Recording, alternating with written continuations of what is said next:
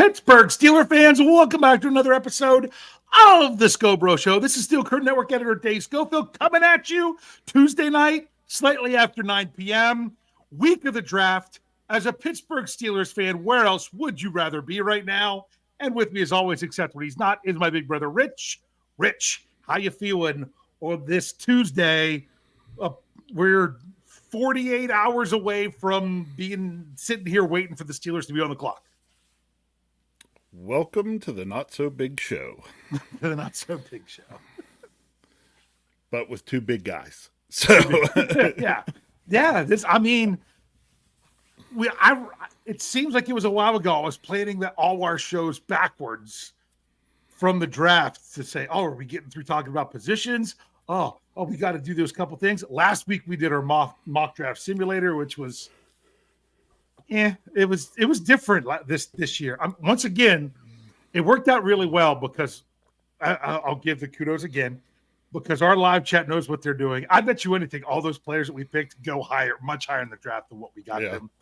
That's what happened the year before. I mean, not necessarily individual picks at the top, but the ones that we're picking up at the end because people don't know what's going on. But I'm ready for the speculation to be done and to be cheering on someone who I know is going to be wearing the black and gold. That's right. Ready to cheer on the great football team. Oh. Yeah.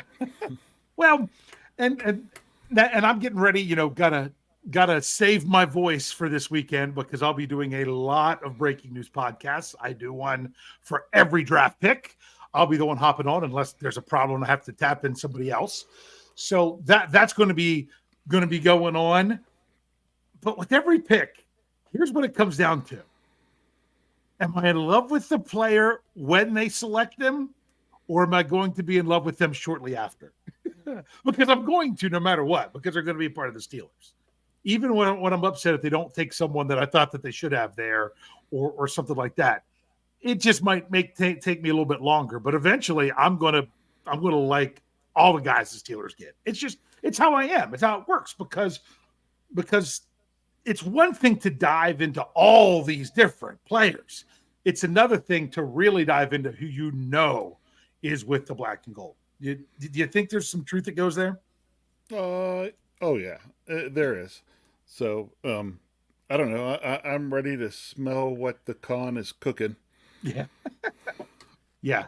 Well, we don't really have much of news to talk about before we dive into what we're doing. I mean, Mike Tomlin and Omar Khan spoke on Monday, so I got to do a press conference recap. Then Jeff and I ended up doing a sourced podcast of, yes, the Steelers have received multiple calls asking about what it would take for teams to move into the 20th position. So it doesn't mean that the Steelers are going to move back because, first of all, they could move up. But it is interesting to know that they at least know teams that are considering it. Now, it could be that those teams move higher than the 20th pick. Maybe they do. And then when the Steelers are at 20, they're like, everyone who reached out to us already moved up. So that's kind of off the table. But if they're thinking they might want to move back and one of those teams is still there, they could always say, hey, we're just, you asked about it before. We said it was this. You know what? We'd actually be willing to take this. So, and then you make it happen. We're going to see how all that works. Anything you want to say about the press conference or our sourced podcast? That's basically all we have from news. No, not really, because well, let me just say this, okay? I don't know if I want to say typical Steeler fashion or NFL fashion or just, is anybody that surprised that the last week and a half things have gone very quiet? They always do it. That's when it does. That's when it does. Yeah. Because all kinds of stuff is out there, and then and teams put all kinds of information out there, and this, that, and we're doing this with free, and wide open. Here it is, because we need news, everything, and then everybody starts to pull all that back in closer and closer and closer. The next thing, everybody's holding their cards very close to the vest. Very close to the vest. And then Omar Khan on Monday, He for someone who this is only his second draft, he did a nice job of basically making it seem like the Steelers could take any position, and yet there's no one position that they really are going to have to take. Come on. He even downplayed center that said they have other people capable of doing the roster. That's true. They have guys that have. I covered this last week on Stat Geek. My But goodness. do we want just capable? Yeah, well, because the last of all the guys on the Steelers roster right now, do you know who is the one who has taken the most recent snap at center in a regular season NFL game? Do you want me to give a guess? I mean, Sure, yeah, give a guess. This will be a blind guess. Yes. James Daniels. Okay. The most recent snaps was from 2 years in a row running on the practice squad, Ryan McCullum. Nice. Because he was on the Steelers practice squad in 2022, 2023, but he had snaps in 2021 in one start for the Detroit Lions. Other than that, nobody since 2020. I mean, I think I still have it written here. James Daniels is the one who started the most games at center out of anyone on the roster. He started 8 games. So you weren't off with James Daniels. It just wasn't the most recent. And I think those were all in 2019, maybe, if I can.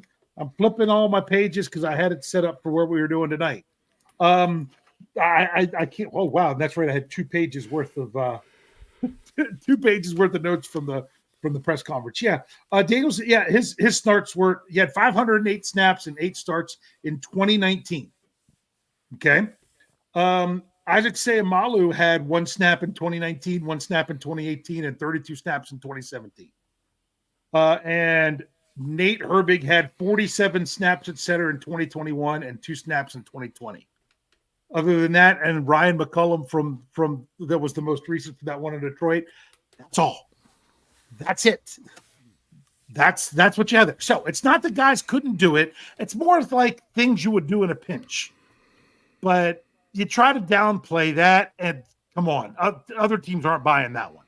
So, but I went through and laid out the numbers. I did the article this weekend based on the podcasts. I just looked at just the 3 biggest holes in the roster based on the numbers. And it was center because of the snaps. It was wide receiver because the 2 guys that the Steelers added, their numbers in 2023 basically equate that of what Allen Robinson did in 2023, who the Steelers lost.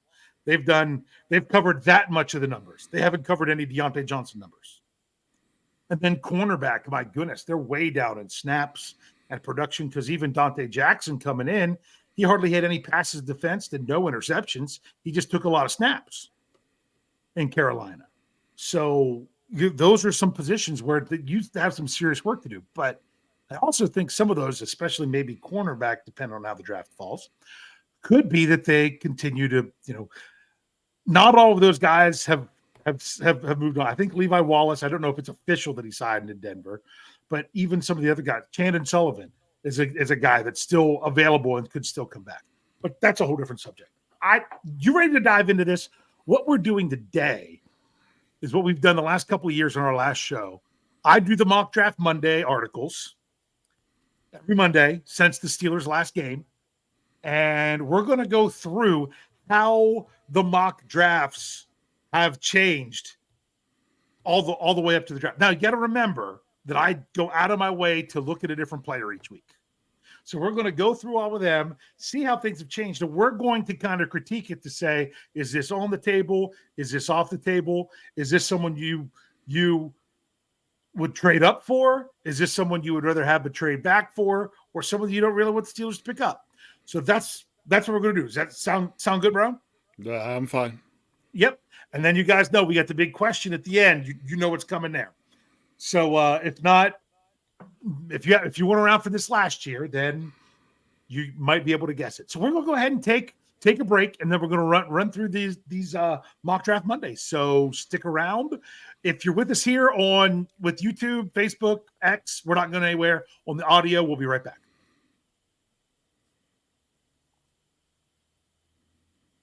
All right, Steelers fans, let's dive into this. Rich, I know you hate mock drafts, But this It's is just kind of another mock draft Monday. that's what I sing that about every Sunday when I write this article. I wish it It's was yeah. Thursday. I'll be honest with you. Then I This week could was stop talking about mock drafts. yes, Oh, yeah. I had a tough time with this week's because I'd used everybody. I had to really dig to find a mock draft. I almost used one from I think it was 33rd team or something like that. But when I read it, it was like, this isn't who we think teams will pick. This is what we think would be the most fun if they did. And it gave a different name. And I'm like, yeah, I don't know if I should do that one. So I really had to reach. All of these, I don't know exactly where these were from.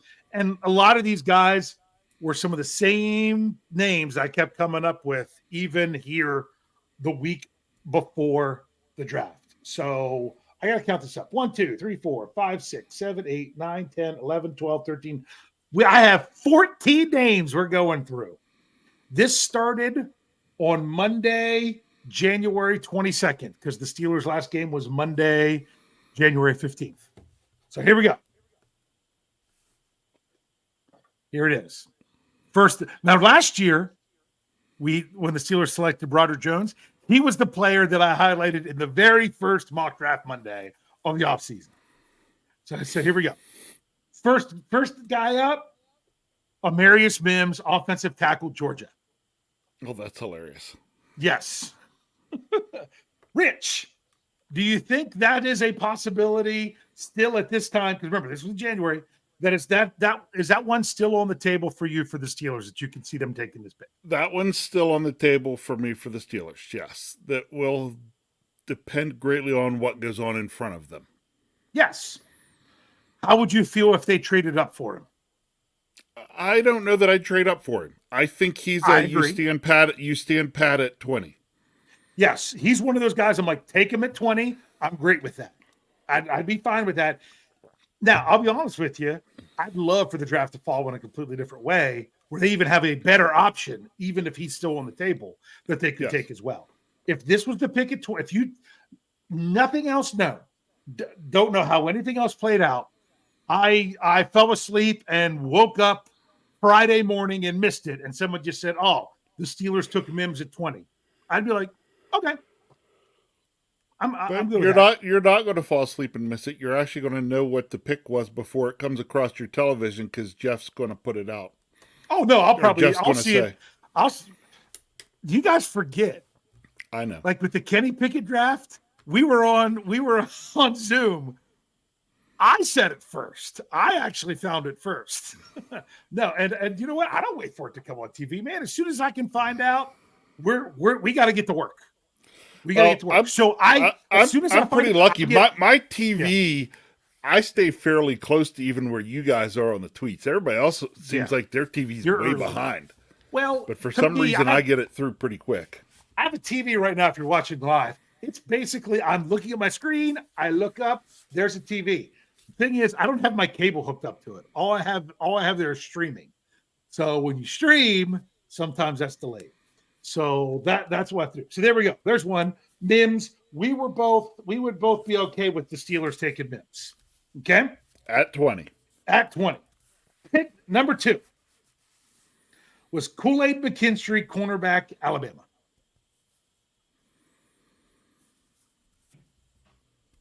How you feel about that one, Rich? Trying to figure out if I'm drinking the Kool-Aid. Yeah. I'm a fan of Kool-Aid. Mm-hmm. Black cherry Kool-Aid is my favorite. Mm-hmm. I'm probably less okay with him than Mims. But what I would say is this. Mm-hmm. If there is again, if things fell correctly in front of them that he was there and available, I'm not going to necessarily be that unhappy. He's somebody that you might be able to trade back to 25 or 26 and then take. Mm-hmm. And if that's the case, that you trade back and pick up more draft capital because he's a guy you were thinking about taking, I'm okay with that. So my thing is, I'd be happier with I don't know. there would have to already be a couple other cornerbacks off the board by that time. Correct. Meaning, I would not take him over some of the other options who Yes. could maybe make it to the Steelers, but probably not. So you're not talking like you have your choice at corner.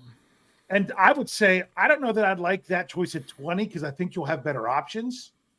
But then I'm like, I wouldn't trade back for him. To me, if the Steelers traded back and then their other options went away and then that's who they took, then I might be okay. But to me, if you trade back, I'd be more in line for a center if you're trading back. So that's why I'm not overly fond of that. That if you, once again, if I fell asleep, woke up Friday morning, and you told me, the Steelers took Kool-Aid McKinstry, I'd be like, ooh, man, things must have fallen in a really weird way. They must not have drafted any quarterbacks, and everything else was gone.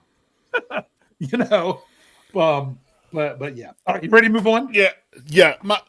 It's one of those where, like, though, if I look at that and the chances of the Steelers getting around and taking him, I say they're pretty low. They're under 10%, probably 6-7%. He's in the second tier of cornerbacks for me. Yeah. So to me, I'm fine if they take a cornerback in the first round, but I'd rather be a top tier corner rather than a second tier corner. That's just me. Here you go. Next week, I was trying to go back and forth I'm not doing the same positions back to back, but so that's why the next week to start February, offensive tackle J.C. Latham from Alabama.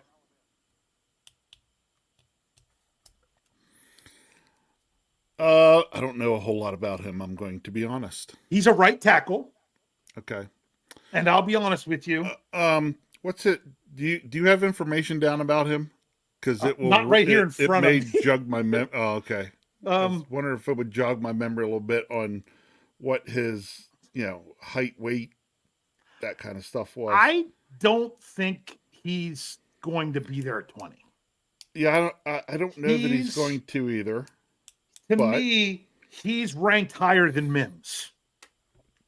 So if you get to 20 and all you have is Mims or Latham, I would take Latham. I think Mims has more potential, but I think Latham is the safer pick because Mims has 8 starts in college, right? But he's crazy athletic freak. With Latham, I think he's more of a sure bet at tackle. To me, he's a guy who could be there, or he could be long gone. To me, he's the Darnell Wright of 2023, if that makes sense. Yes. Let me just say this. He could be there at 20. I was looking back to try to see somebody asked, and I'm sorry, I lost who it was, and I can't find it. That did we think there would be a run on a particular position in the first round before it gets to Steelers? If there was a run at position that is not offensive tackle, then there could be a chance that he could be there. Yep. Afton's got us 6'6", 342. Okay, so he's the 35 and 1/8 inch arms. Yeah, he's a prototypical right tackle. I would be fine with that choice. It's just I don't think it's going to happen. Yeah, I don't think that's what's going to be right. Like I said, again, if there was a run start on things other than tackles, or if he's ignored because everybody looks at him as a right tackle and people are really looking at left tackles. Oh, we have another one. We'll get to that one too. So, because AJC wants to know, would you trade up 2 to 3 places for Latham? I would only do that if he's the last of the top tackle of the. I mean, to me, there's like 6 top tier tackle. Yeah, I don't know. I'm trading up for him because I don't know that I'm giving up the other capital if he's gone, and I think Mims is going to be there. Yeah, if Mims is gone and he's the only, if Mims is gone, the three F tackles and of course Alt, if they're all gone, and things aren't shaping out that you're going to get something special somewhere else, and you've got to get ahead of the Bengals to get really the last tier of tackles, I would understand that. I don't think that's the way it's going to play out, but it's possible. But if you're talking about both Latham and Mims being there, I'm not trading up if they're both there. That's just me. because there are some other options. For example, next one, just before the what was the Super Bowl? The Super Bowl was the 11th, right? So this was the after Super Bowl. Ready? Offensive lineman Graham Barton from Duke. Is he the one you like a lot? There's a couple that I really like a lot. He's the one Jim Wexel really likes a lot. He's the one that spent the last 3 years playing offensive tackle after being a center his freshman year. Now, a lot of places are projecting he would bump inside based on maybe it's arm length or something like that. I'm pretty sure. But to me, if he bumps inside, he bumps to center. Some people are like, well, why didn't he play center the last 3? Because Duke had another player that could play center. They didn't have anyone else to play tackle. And Barton could literally play anywhere because he's very intelligent. And he's the one with the 9.99 RAS score that people talk about. That's super athletic for all that. So yeah, so Barton, see Afton has it there. She's like, Barton is the 5 position player, but his arms are short for an NFL tackle, is what they say. But to me, Barton's a guy that if you draft him in the first round, and then all of a sudden, thinking, oh, maybe he's my center. And then all of a sudden you like someone else at center in round 2, you draft them too. And now you got Barton as a tackle if you want to, unless you really don't like him at tackle. If you're good enough, you can get by with some of those other measurables. To me, Graham, so how would you feel about the Steelers with Graham Barton at 20? I wouldn't feel horrible about that. Again, it lines up to then what guys are gone. Yeah. But tough to beat that score though. Yes. And then you've got isn't he the guy that only one other person or something has scored higher than that? Something like that. It's crazy. Yeah. It's and he's known for being an intellectual player, playing at Duke, blah, blah, blah. To me, this was the guy that I was ready for us to pull the trigger on the FFSN mock draft. That if you listen to Here We Go, the Steelers show, that's when Kevin and Brian did that, where it was picked across all the FFSN affiliates, not the SCN one, which we haven't put out yet, the FFSN one. I was ready for him until I noticed another player was available, and then I argued for that player just because I didn't think that player would be there. But to me, in most of these drafts, I'm like, I'll be honest, I think I'd take Barton over Mims right now. It's really close. I could understand why you would. Yeah. Because the Steelers are just because of the bigger need. Yeah. Yeah. Yeah. Because the bigger need is center.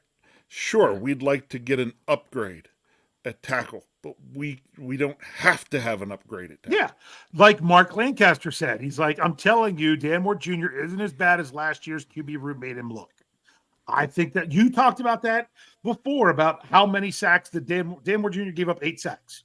For people like, oh, he gave up constant sacks. 8 sacks. That means a half a sack a game. And as you said, how many times was that because Kenny Pickett spun into it? Right. I know at least one in Houston, multiple times. That was it. So, like I say, people that say Dan Moore Jr. is so terrible and that we can't go into a season with him, I've been saying, stop making it look like you don't know what you're saying, because it's about offensive line. Because it's obvious you don't watch offensive line. Because Dan Moore Jr. is not great. He is, I would say, below average and upgradable. But it's not like you couldn't go one more year without him, because right now they literally have no center. So that's the biggest thing. If you had to pick your poison between the two, that's what I would do. We'll get back to that. You ready? Next, we got to keep moving. We're going to wrap. Yes. Here you go. The next one, cornerback Nate Wiggins, Clemson. How'd you feel about that one at 20? He's the small guy. He's 185 pounds. He was like 170 something at the combine, so he could run faster. And then he was like 185 at his pro day, so he could lift more.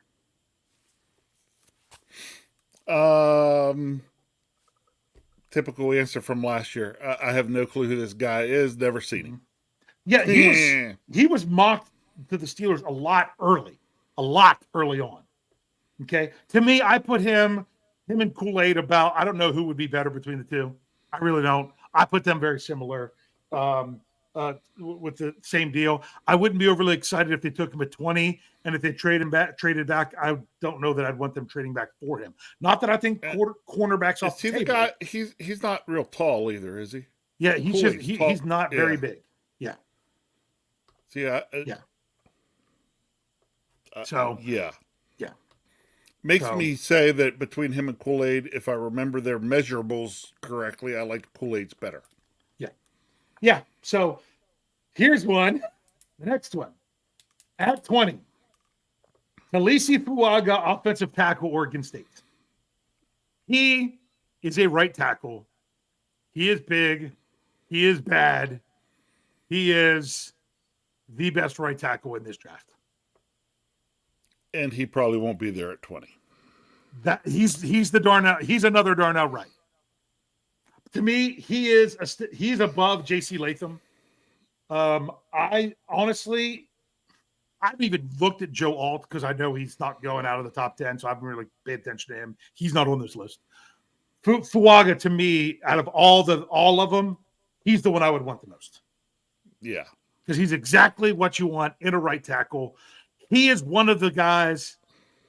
So then, right now, I only have really two guys I'd like to trade up for. He's one of them. How far would you trade up? How far would you be willing to trade up? 14 or 15. I really think so that inhibits you getting center, but I think he's worth going up that high to get. But the problem is that you need so much other stuff. So only if you can jump up 5 or 6 spots. You're not jumping to 10. No, I'm not going to 10. Okay. The highest I would go in this draft, I think, would be 14. And I don't even think the Steelers could pull that off.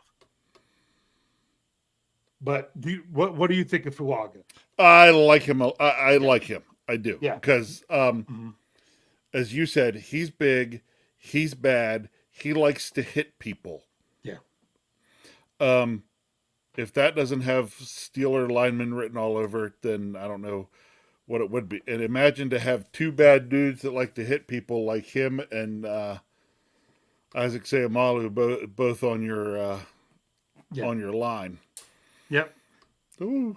But I really don't think it's going to be. I really don't see it happening just because I don't think the Steelers are going to be able to pull it off, and he won't be there at 20. And oh my goodness, if he's still there at 17, that's where I'm saying, go get him ahead of the Bengals.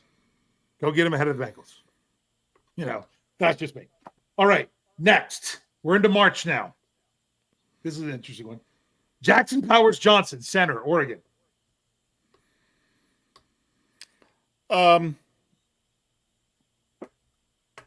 Like him, okay. Doubt he's there at 20. Not sure that I'd move up all that. Actually, I'm not sure I'd move up at all to go get him. I would not be shocked if he falls out of the first round. Really? Yes. You think that he's fallen that far? Okay. I'm a lot of people are like, oh, he's got now. If the Steelers traded back and was still hopeful to get Barton and Barton goes, I would take Zach Frazier in the first round over Johnson or Jackson Powers Johnson right now. I think the Steelers would get more out of him at center. I think there's some concerns with Powers Johnson, with injuries, with other things. Yeah. I'm just for some reason I'm not as high on him at center. Now, if they got him, it'd be all right. But I'm just not as high on him right now. That's just me. Yeah. So that's why I would say I would rather everyone say, oh, the Steelers reached for Zach Frazier in the first round. I would rather them do that than draft JPJ. Now, if they traded back and then all of a sudden the centers start flying off the board and that's the one that's left and they're drafting, I don't know, 28 or 29 and kind of like what we did last week. And that's who they quote unquote settled for, I'd be okay with it. I'd understand it, but he's not towards the top of my list. Yeah, if you look based on the concussion stuff, that's definitely has me worried. If you trade back, gain capital, and happen to end up with him, I feel better about it because you also gain capital. Yeah. Yes. Here's the next one. It's funny, when I wrote this article and how I feel now are very different because I've learned more about this player. It's another F tackle. Troy. I can't even say it. I'm good at Polamalu. No. Fontenot. However you say it. Troy Polamalu. Starts with F. Technically an offensive tackle from Washington, but he's the 5 position flexibility guy. I had really convinced myself that the Steelers were the team that thought he was the best center in the draft. Now I'm starting to second guess it because he's talking about, well, I did it in my pro day because someone asked to see it and I can do it. Yeah, blah, blah, blah. They just feel like he's such a good lineman he could play anywhere. That's who I convinced everyone else to take for our FFSN mock draft. That's who I took there. Because I'm like, if you take him there, and there's no more centers left, maybe that's your guy.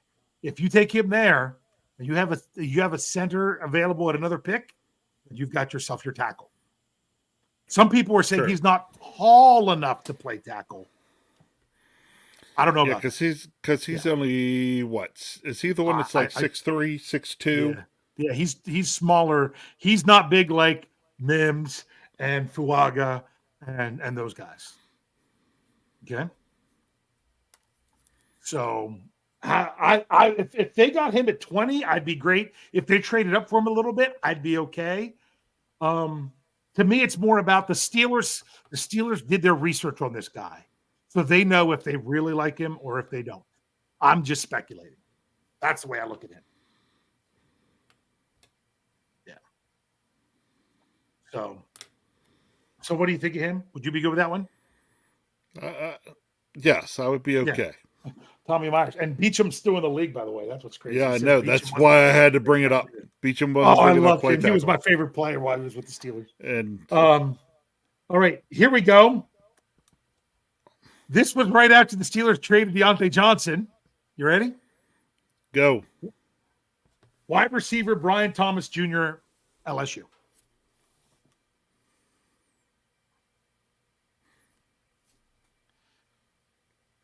Really? Yeah. Yeah, of all the receivers you would bring up and say he's not one that I've looked into anything about. He's probably number 4. Because he's behind who is it? It's Harrison Neighbors of how do you say Dunze. Yeah, there we go. I think I spit that right. Then it's him. Then I think it's the 2 Texas wide receivers. I think he's kind of the tweener in between the 2 groups. I think he's the definite number 4 from what I've seen. I really said this because this was something I was worried about. And she's like, is Thomas like Pickens not a great route runner? I'm afraid he's very similar in style to Pickens. And do you want another similar in style to Pickens player? Yeah, I don't. Yeah. I'm really not so sure that I'm a fan of going receiver round 1 if you're not getting one of those top 3 guys. Yeah, exactly. Now, yes, if you can get one of those 3 guys, and reports our Steelers even they like a Dunze, and if he drops because people go stupid crazy over quarterbacks, then the Steelers could maybe make a big move there. I said this to Jeff last week and Brian. I said I kind of hope the top 3 receivers go very early, so it kind of takes it off the table for the Steelers couldn't have really got them, rather than say, oh, could they have got them, and kind of have some regret.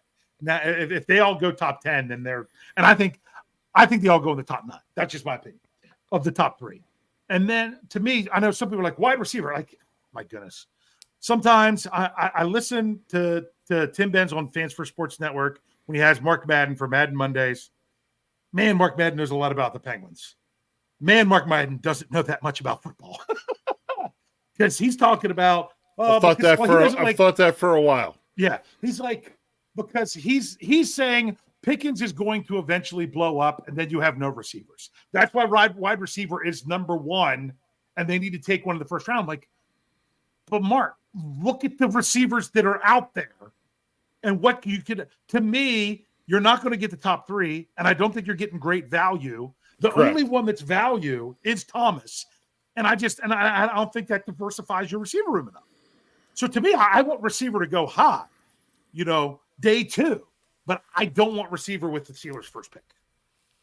I just don't see going with the receiver. I think there's other good options that aren't that much of a step down that you could get later. That's why. Not that it's not a big need. I just think it's also a need that can be filled on the second day of the draft. Yep. So, yeah. And people were throwing out names like what we talked about last week. All right. So that was the only wide receiver on here. Here you go. Quinyon Mitchell, cornerback, Toledo. He's been mocked, at least from some of the mocks I've looked at. Yes, I've actually looked at some mock drafts here and there. He's been mocked, to us a decent amount. I don't know a ton about him. He's good. Went to a small school, but he's good. Right, small school, but good. Yeah, that's what I know about him. Went to a small school and is good. I wouldn't hate the pick.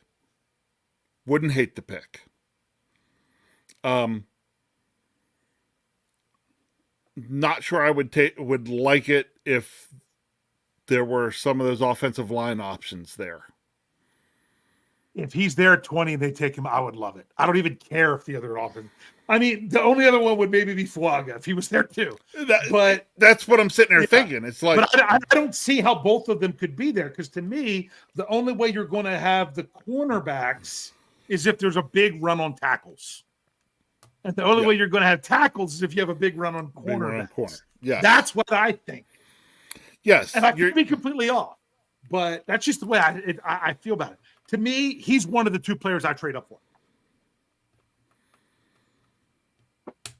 Honestly. What I don't know because I haven't seen any film is what do you think? What do you think it would look like with him and JPJ on the other side? What do you think it does? It would be great. Unlike the next player, don't want this. I'll tell you right now. I'm already putting an X. I do not want this player at 20. I don't, because he's not a scheme fit for the Steelers. I think it would be a bad pick for him. Yet it's who we took in the first round in our mock draft last week. That's Cooper DeJean, defensive back out of Iowa. I've got to say defensive back because if the Steelers take him, he's got to play safety. He is a zone defense cornerback. And I don't want the Steelers doing the ridiculous stuff they were trying to do last year, where they were playing man on Joey Porter's side and zone on the other side of the field and trying to work it all out with everybody with patchwork safeties at times. I don't want that. And so you're talking about then if you take DeJean, you're talking about him about taking a safety. And then to me, you're like, wow, you haven't checked off any of them. That's why last week when we took him, I said, I already hate this draft. Yeah. And somehow we got Zach Frazier in round 2. Then we had an extra second round pick. And we got the tackle from Yale. And I was back in love with our draft again. I mean, but it wasn't because of the first pick. It was because of how it went later on. Because of everything after that.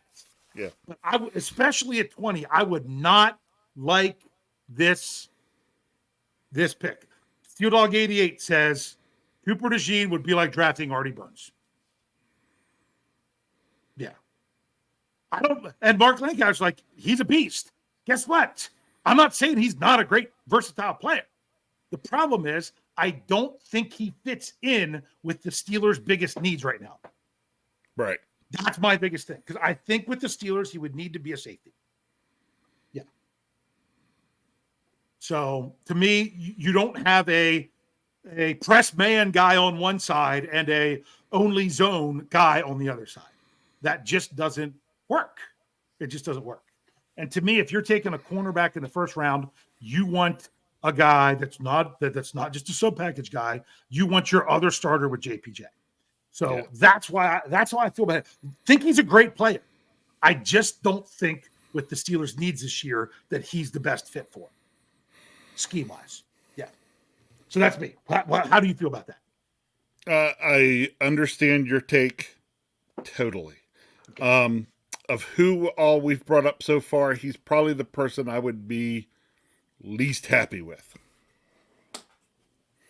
Or to me, or it's put it this way: receivers and the two cornerback and the other cornerback. let me take that back. Wiggins. No, let me take that back. Yeah. If we were to take him, yeah, my next thing would be what I would be telling myself is, hopefully Khan has a plan. Let's see how the draft plays out. Hopefully Khan has a plan. Let's see how the draft plays out. I'm going to be like, I don't see how they're going to use them, but they must have a plan. I just don't see the plan. I don't. So he would definitely be a guy that I'd be like, what are they doing? And then in hours or days, I would be in love with it again because he's a great player. I just don't know that it fits. That's hilarious. Brian Brown, Artie Burns was mentioned, and somewhere some receiver just caught a 60-yard touchdown. You got to remember, Artie. You know who Artie Burns is? Artie Burns is the cornerback, as Chase Claypool was to receiver. Yep. You got a good first year from him. Yep. It just didn't and then the wheels go fell anywhere. off. It just, I mean, Claypool's second year wasn't terrible. He just didn't have as many touchdowns. He had almost the same yards otherwise. Yeah, but it was like, oh, look, that was a step down.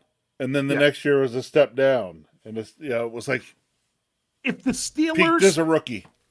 If the Steelers would have signed, and who knows, maybe they do before the draft. If they'd have had, let's say the Steelers would have signed Stephon Gilmore, who's still out there at cornerback. The Steelers would have signed Brian Allen at center, who some people probably don't like, or you find out the guy from the Dolphins is 100% healthy and you sign him, although he'd be really expensive. The guy was that got hurt for the Dolphins last year. You took care of corner and center in free agency, and you really came in with not really any needs. Some people see offensive tackle. You can still get the next round or the next year at the very top. And then you told me the Steelers took Cooper DeJean. I'd be like, great. You just got a great player that you could fit in and go. But unfortunately, they haven't covered all their needs ahead of the draft. So I would be scratching my head until the Steelers filled those other needs, either later in the draft or in free agency. Yeah. That's how I would feel about that one. But good player. Like I said, I just don't know this year and how much they still need to fill what that would be. Well, got to move on. Sorry. 3 left. Here. Offensive tackle Ola Fashanu, if I said that right. Offensive tackle Penn State. He is a left tackle. So if you draft him, then Broderick Jones is staying on the right. Just remember that.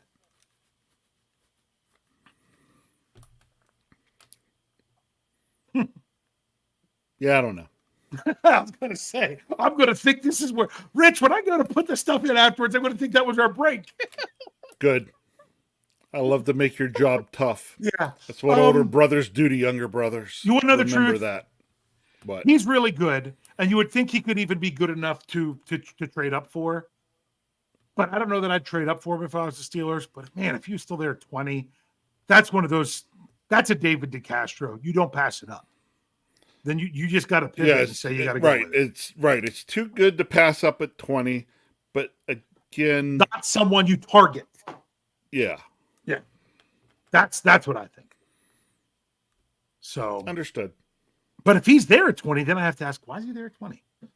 But my goodness, Christian Darrisaw fell all the way to 23 in 2021, and I was ready for the Steelers to take him over Najee Harris if he fell one more spot, and he didn't. And guess what? He's already been a Pro Bowler.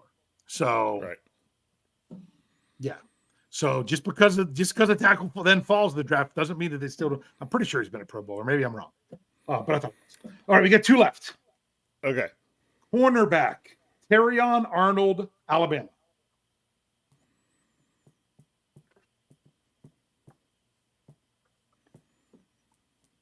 I don't like him as much as Kool-Aid. You do? You don't? Oh, he's the better corner from Alabama for sure, in my opinion. And most See, to me, again, I've else. watched no tape. Yeah. All Yeah. I've done with these guys is look up like height, weight, things like that. I guarantee if you don't know much about him, it's because in almost every mock draft, he didn't make it to 20. I just happened to find one as the next to last one. I'm like, oh, here's somebody new. I can do it. Somebody had him slip all the way down here. Okay. If he's there at 20, if I'm the Steelers, I'm taking him. I don't know that he's someone that I would target, but man, you get a chance to add that player. I mean, it's funny. If they took Kool-Aid at 20, I'd be like, If I'm like Terrion Arnold, yeah, that's good. That's just me. I think some people have him 1 and Mitchell 2, and others have Mitchell 1 and him 2. If I had to pick between the two, I would take Mitchell, but he's not far behind. So he probably isn't someone that you know much about, just because that'd be like me ask you, hey, Rich, what do you think about Brock Bowers? Okay. He's not on this list. He's not going to, I haven't seen him ever get to 20. I've never looked at him. I mean, he's a tight end. He's pretty good. I don't know much about him because to me, he wasn't a realistic option for the Steelers. Terrion Arnold, I wouldn't have known anything about him if I didn't write this article a week and a half ago. Yeah. Yeah. So, last one. This was my one. I really had to dig to find somebody else. You ready? Tyler Guyton, offensive tackle, Oklahoma.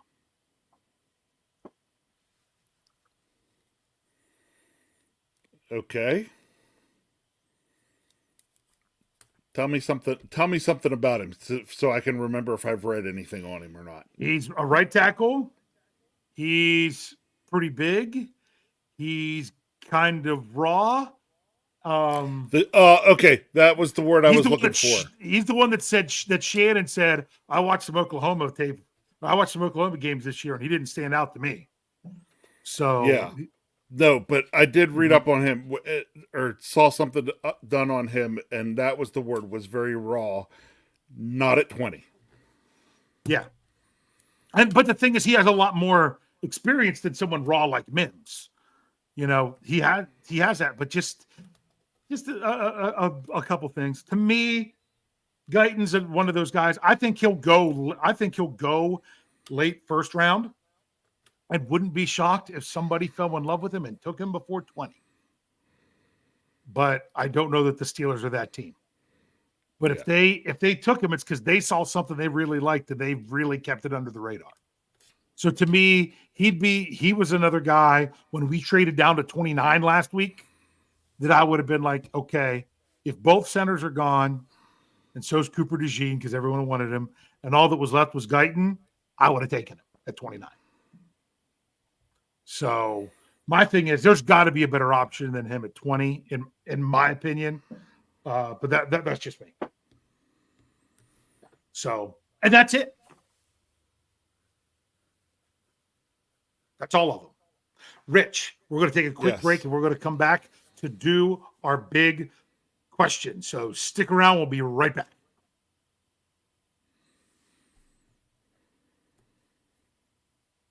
All right, Steelers fans, here we go. I want to leave more time for the big question. So, Rich, because it was the 2 shows leading up to the draft, we're gonna put off the 5 minutes of non-Steelers talk because there's too much Steelers to talk about during the draft. Right? That's our off-season thing. To me, it's like it's the season because it's draft time. Here's going to be our big question. Now, remember, when I put this out there, don't put your answer in until I type in the question. But first, you can answer this one first. This is the big question. I'm going to ask you, Rich, and we'll just kind of get a feeling for what the live chat says here. So answer this one right away. Do you think the Steelers' first round draft pick was one of those 14 players I listed?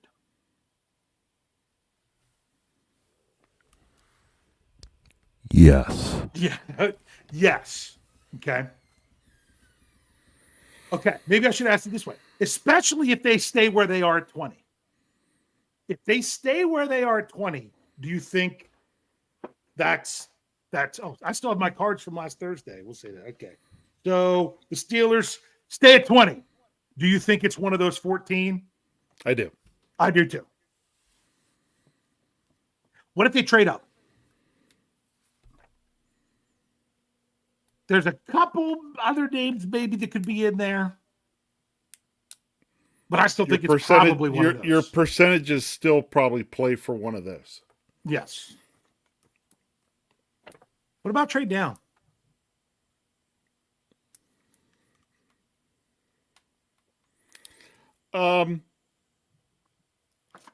If you trade down, your chances for some of those guys are still there. Mm-hmm. But your overall chances of it being one of those 14 probably get to 50% or less. 50%. That's exactly what I was going to say. Right around 50-50, maybe less. Because I could see, I mean, you could have, there's some of these players that would be on the table there. Like Kool-Aid, Wiggins, even maybe Graham Barton, depending on how far back you would trade. JPJ. I don't know about Brian Thomas Jr. I think someone will want that fourth receiver right around 20. My goodness, that's a spot that the Steelers trade back. It could be someone trading up specifically for Thomas. Even Tyler Guyton would be down below that. I still think if they trade down, that even brings Zach Frazier into the equation, in my opinion. Yeah. Or one of the Texas wide receivers. You could throw them in there. Or, one of those guys. So that's what I feel. That's why I'd say 50-50 trade down. Yeah. So was just curious what you thought there. Now, I'm not going to tie your hands with this list now because I asked you if you thought it would come from the list or not. This is the big question for tonight, everyone. So get ready. But don't press end. But don't press end. Don't press end. But get ready. Rich, 2 nights from now, maybe right around this time, probably another hour after this is probably about when the Steelers might pick. Whether it's a trade up, trade down, or stay there. Maybe they trade completely out of the first round. So just in case they would, I'm going to put that out there. Who is the Steelers' first selection of the 2024 NFL draft? Now, if you want to briefly say, for those of you typing it in there, like an up, down, or even a specific number where they pick the person, if you write a full sentence, I'm not going to read it. I'm just going to skip you altogether.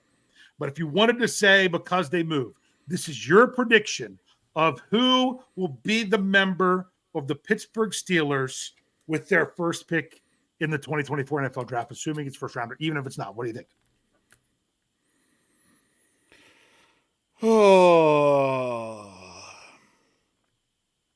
Oh, what the heck? I'm going to go out on I'm going to go off of what I normally would do here. Okay. For me, the safe pick is a lineman, and I'm going to go away from it. Okay. I'm going to go away from the lineman and say that the Steelers go and get the other corner and get Mitchell. Oh, that would be great. You think they trade up for him, or do you think they get him? Yes. No, I think they probably have to move up several spots. Okay. Potentially. They probably have to move ahead of the Jaguars, probably. They'd probably have to move about 16 or so. Yeah. And it would be one of those where if he gets to there, they'd be... Put it this way, it wouldn't surprise me if they're at least calling around trying to move up. They may eventually not move up and not take him, but yeah, I'm going to just go different from what I normally would say. Just because normally I'd be all over the lineman, but I'm going to be different. Yep, I got you. I am going to say I'm even good with them staying at 20 and taking Graham Barton. I'm going to go Graham Barton. See, that's actually what I was going to say. And so I'm glad I didn't. Here you go. I'm going to throw out there something that I don't think is crazy. And I would even be fine. Some Steelers fan would throw a fit. I would even be fine if the Steelers at pick 20 selected Zach Frazier. If that's their guy and he's there and you want him, and he's better than the other guys that you think, take him. But I'm also hoping that someone falls that they don't expect to be there. That's the thing. Yeah. So here we go. I just hit enter.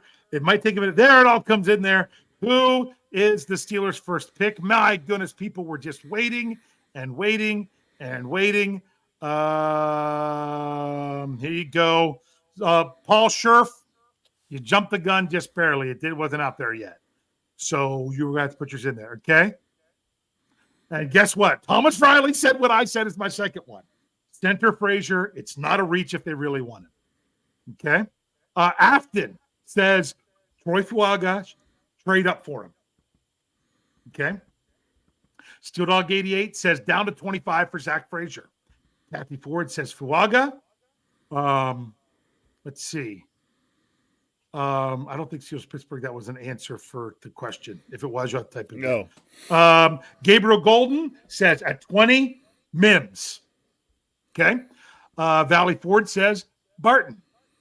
Okay. Brian Miswa says move down for Frazier. Okay. Michael, I'm going to bring it up, even though he didn't put a name. He says stand pat at 20, and there are lots of nice options. Like I said, I don't want Steelers. I want the Steelers to get someone that's of extreme value at 20, or go out on a limb and take the guy you really like because everyone else was gone, like Frazier, right, if they really like it. Okay. Bradley Daniel says Mims. Reginald River says Barton at 20. Marky D, Steelers Nation Australia says Steelers draft Fuaga, build the line. Okay. Brent Howell says at 20, Mims. Steeler Chick 46, still on Cooper DeJean. Like I said, I still don't think that makes sense scheme-wise, but he is a good player. So it would be one of those things where they better have a plan. I want to know the plan. Yep. If that's what's the plan? Yeah. Here's Paul Scherf, got him in there. He has J.C. Latham. If that's at 20, I'm okay with that too. Michael Martin, he was wanting to put this out there a bunch. Michael Penix at 12. What a waste of a pick. Yep. Yeah, the Steelers don't have a quarterback after this year, but I mean, normally I'm all for the Steelers drafting a year ahead of when they need something, but they didn't fill everything this year. So that's why it to me that becomes a problem. And to give away capital to then not be able to other stuff to move all the way up to 12, my goodness, that's almost like trading up like you did for Devin Bush and all the stuff you had to get for him. Woo! Ruben Stone, Brian Thomas Jr. at 20. Okay. Michael Martin has names. Says Fuaga or Fautanu would be rad. Yeah, it would be. I'd be happy with either one of those guys, honestly. Trying to see if there's anyone.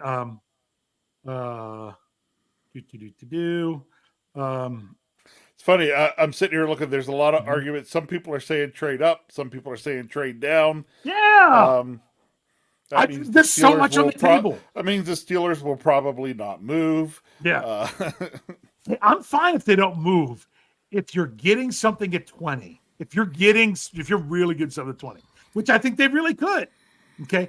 Christopher 11 said this: move up for a corner or take best player at 20. Okay.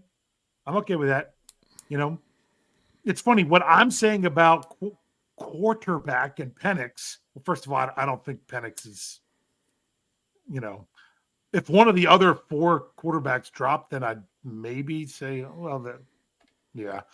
But you could almost make the same argument for tackle, except the problem is the Steelers have, another former first-round draft pick who's still in his rookie deal in Fields.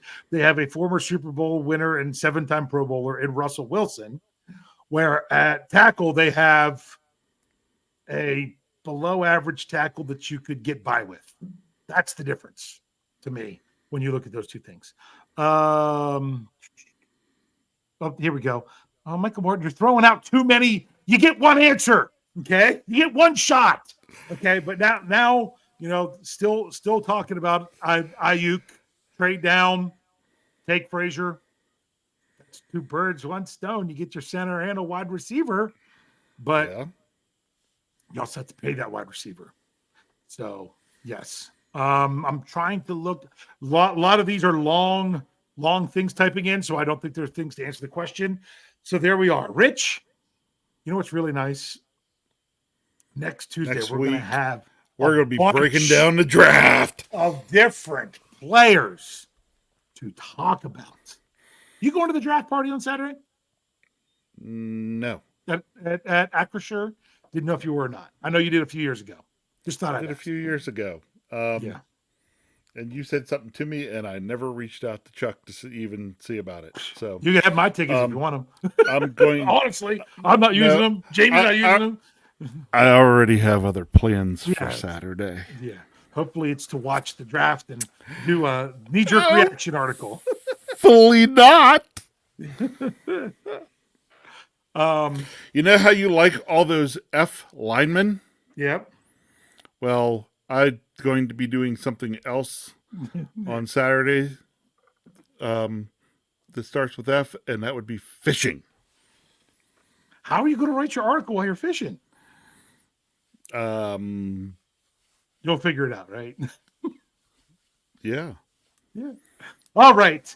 Hey, make sure you're tuned in for everything. If you're here with us live on YouTube, Facebook, X, we'll be live, some of us, during the first round of the draft Thursday night. We'll be here. Just kind of talking about things as they're going. It should be a whole lot of fun. I know myself, Jeff, Brian Anthony Davis will be there. Except Brian will probably bail out because he has to watch the pick on TV. Things like that. Because he doesn't want Jeff giving it away.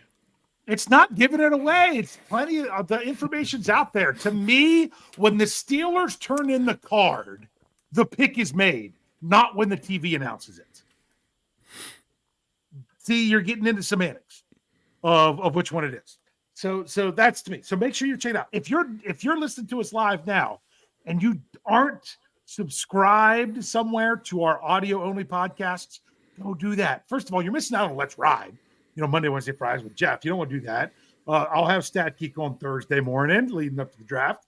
But all kinds of good audio only stuff. Bad Language. Here we go. Steelers Show. Steelers Fix. Steel City Insider with Jim Wexel and Jeremy Ritz. Gins. State of the Steelers. We have the new Phillips new show, Black and Bold Blueprint. Not Blueprint. Black and Bold Bio. Black and Gold Blueprint is Roy Countryman's podcast that he has on Fans First Sports Network. Week that was with D, all kinds of stuff on the audio that you're not getting here. Plus, that's when I'll have the breaking news podcast of the pick being selected. Because as soon as I find out who it is, I'm getting all the information, getting everything ready to hit record, getting it all set up. And then as soon as the TV says it, I hit record. Because I do like to see that moment as well. So that's it. With all that, man, make sure you're checking out SteelCurtainNetwork.com for all your Steelers needs. We'll have lots of coverage going on there. Rich, what do you want to say to close us out tonight? Can't wait. Next week's one of my favorite shows because what I have a habit of doing is waiting until the picks come in on the Steelers, and the first thing I'm doing is the picks coming in. Then I'm running to look at game film of the player. Mm-hmm. And what I like about them and how I see them fitting in as a Steeler. That's what I'm excited about. The person I remember the most, of course, doing that with was Alex Highsmith. Just quickly went, grabbed the film, loved it, and immediately fell in love with the guy. That one's worked out pretty well. Yeah. Let's see if I can get another one of those, or two, or three, or last year's draft. And get it rolling. Really, I think I could sit here and keep saying the same words over and over again because that's where I'm at. We're finally here. We don't have another show before the draft. The time from the Steelers' last game to the draft, to me, is very difficult because it's a lot of speculation.